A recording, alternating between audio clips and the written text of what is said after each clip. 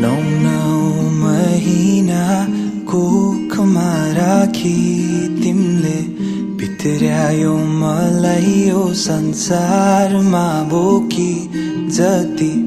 कठिन परिस्थिति आए पनि तिमीले हुन दिनौ आमा केही पनि तिम्रो माया र ममता पार म सम्झिने छु जहिले तिम्रो साथ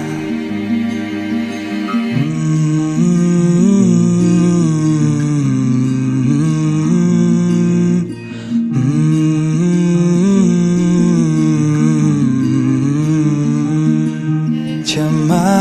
पाऊ आमा यदि मबाट गल्ती भए तिम्रो माया